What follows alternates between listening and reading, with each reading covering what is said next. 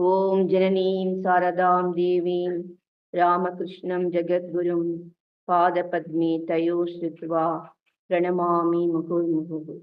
Om Namasri Yatirajaya Vivekananda Suraye Satchit Sukha Swarupaya Swamine Tapahar. So good afternoon to everyone. You all are from college or university students. Am I right?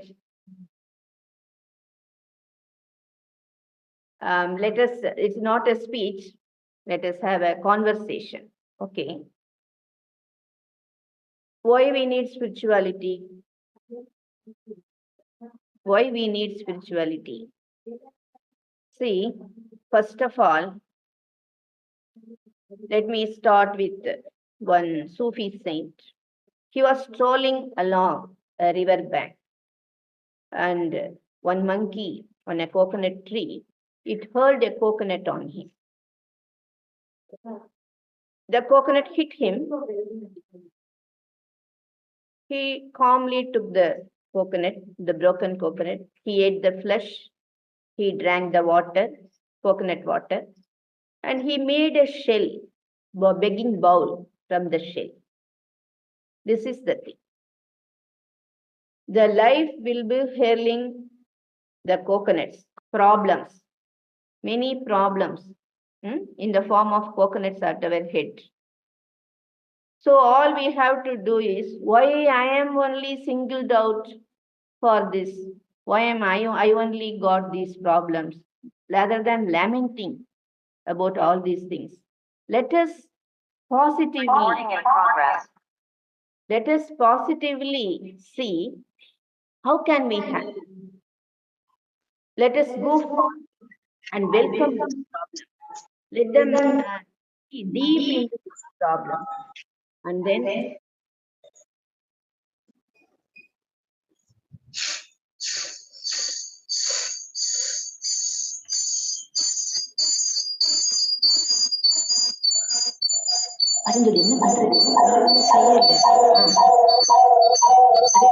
stop करो.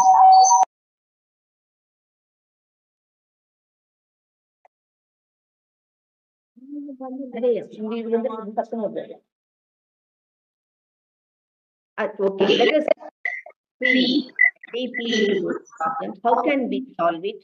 Okay, so that is the thing. We need spirituality.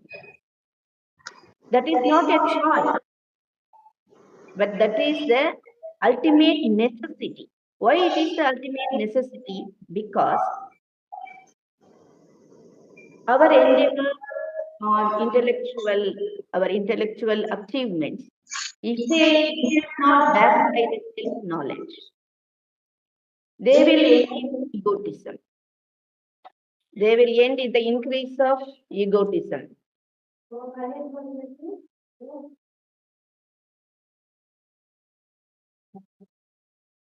If our arts and aesthetics, the improvement, the advancement in our arts, in the field of arts and aesthetics, if they are not backed by the self-knowledge, they are going to increase the vulgarity or the sensuality. So we need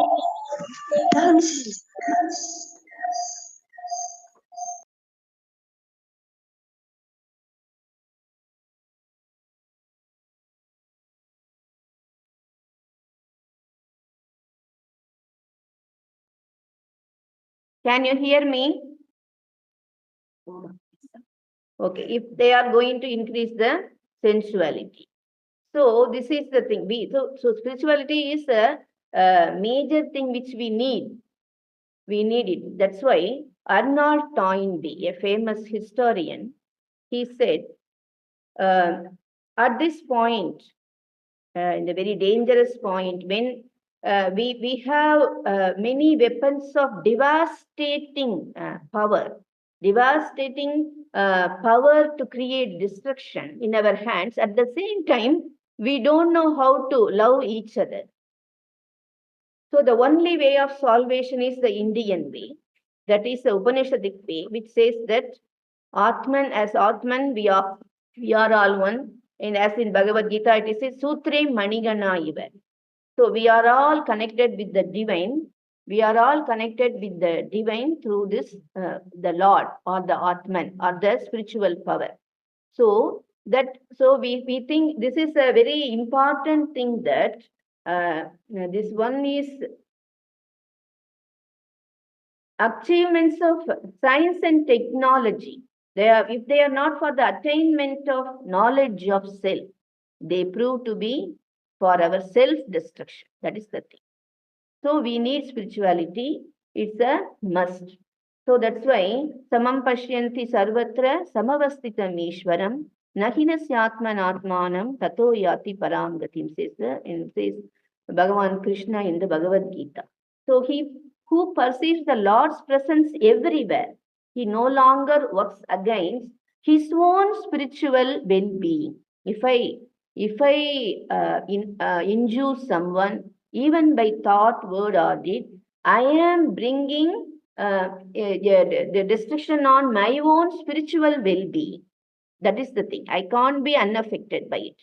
It is true. As we are so much connected, really, through everyone. So, this spirituality is for filling the gap, distancing us from our spiritual heritage. So, that heritage we need. Now, you all know, let us be very, I don't want to be very philosophical. We all know that tortoise and rabbit story. From childhood, we have heard it, isn't it? So there was a competition between tortoise and the rabbit. They decided they will go for a running race. So they start the starting place, and this one goal and everything was ready. Now the tortoise, it started moving slowly. Now the rabbit, it ran a lot. And it's though this tortoise is coming so slowly. Okay, let me take a little nap under a tree, it thought.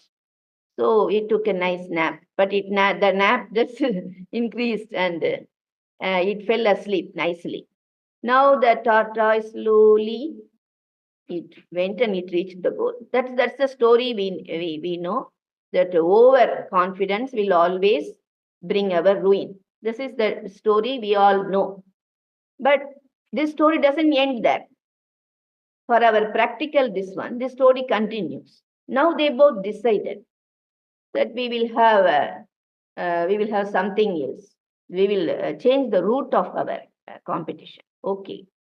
First, there will be water. There will be a river that you have to cross. Afterwards, you have to run. That is the land side. They decided, they changed the course. That now the tortoise started swimming fastly. The rabbit could not. Rabbit was just struggling. Somehow he reached the shore, but by the time tortoise reached there, and again in the land, tortoise is slow and rabbit is fast. Okay, they reach like that. First part, tortoise did very nicely, whereas the second part, rabbit did nicely. Then they thought of it. Why should we make it a competition? Why should you make it? Why should we make it a competition? Let us come to an agreement. We will put our efforts jointly. So what they did, when the race started again, the tortoise carried the rabbit and it swam. They both reached at the same time. Again in the land side, the rabbit carried the tortoise and they reached the goal collectively. Okay, collective. So collective effort. You are good in something, I am good in something. What is the use of boasting? No need. Let us put our efforts together. Let us put our abilities together. Let us strive for a common goal. And then let us reach the goal very nicely, where there is no enmity, or there is no this one, remorse or any such resentment, isn't it? That is this. very, very needed for this present day, our adventures or our life problems to face. We need to put that alone we cannot achieve much. We need collective effort, collective thing. Surely there must be something in everyone special. Everyone is special in one or the other way. Everyone is special. Everyone excels in one or the other way. Everyone has a great thing in one or the other way. So let us appreciate each other's abilities. Let us put our abilities together and let us strive. Let us achieve the goal collectively, and we can be with much peace. For that, the spiritual thing is healthy. You know, Swami Adbhutananda, Atmanji Maharaj, he told, why should you love, why should we love each other? Why should we strive for the good for the humanity? The answer comes only when God comes in. When the theory of the self-knowledge comes in. Because we are all self. We all are part and parcel of the same divine being. So there is no question, isn't it? A high or low. But that is there, as Sri Ramakrishna said, Shakti, difference is there. Difference in power, this one is there. But you cannot say there is no one in the world who is not at all fit for anything. No. In some or the other things, they will excel. So if we have friends and if you are students in the college, you can just see, look at others, look at, study their character. You will see that in some or other thing they will excel. That thing, you encourage them. You do that. You encourage them. You just praise them very openly in that point, and they will also come up, isn't it? So this positive, everything taking that positive approach is very much needed at this time. It is not very. I am always. I am reminded of Swami Vivekananda's that words. No three women can do a thing for some time. As soon as they come together, quarrel will start. All they want is a man must should come inside and he should treat them hard now and then, and they will obey. They will obey that man, but not within themselves. They can't adjust. It's really very, very, but it is truth, and we should overcome this tendency. We will overcome this tendency, isn't it? For that, this story will will be very useful, I think. Whenever you want to quarrel or whenever we want to make the negative things very big. When we want to concentrate and when we big issue of negative things, then we should remember, no, we should be positive. Parasparam bhavayanta shreya paramavapsyata. When we help each other, when we appreciate each other's ability, when we appreciate each other's plus points more, then Shreya Paramavapsyate. Yeah, the outcome will be very, very great. And you will have a lot of peace of mind and you will have tranquility, isn't it? All those things will be the outcome. So there will be problems. Let us try. Let us try our best to go forward. Let us try our best to share our ideas. Let us try our best to share our abilities and prize and appreciate each other's ability, isn't it?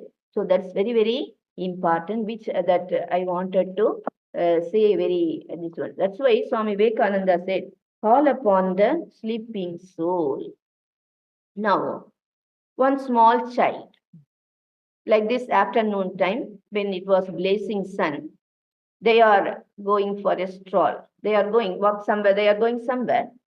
The sun is at their back. So the small child saw big shadows, very big shadow, some 4 times bigger than him, or in his front. So the small child told his grandpa, Grandpa, I am afraid of these big shadows before me. They threaten me. Black shadows are coming to before me. I am just afraid.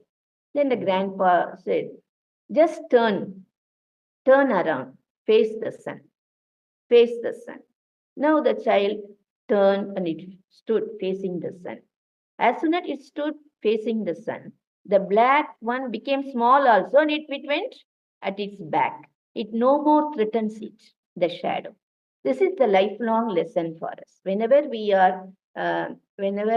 encounter darkness in life, whenever we encounter problems, we must turn to the higher self within, or to our Ishta Devata, or to the higher power. You can't avoid the shadows, you can't avoid the darkness, you can't avoid those problems. But they won't be threatening you just before your eyes, isn't it? They will be in the backside, they will be turned, they will be pushed to the backside, and you will be able to forge along your path towards that with the help of the sunlight, isn't it? Basking in the sunlight. So that is the thing. So that's why Swami Vivekananda says, call upon the sleeping soul and see how it awakens. Power will come, glory will come, and everything excellent will come when the sleeping soul is aroused to self-conscious activity. Self-conscious activity. When we become very much irritated, when we don't give importance to self-conscious activity, we are not conscious of ourselves.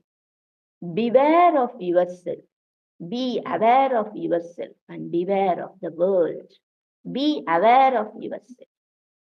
We are not this tiny, as Swami Vivekananda says. This moment, the world will give you a piece of gingerbread and you will laugh.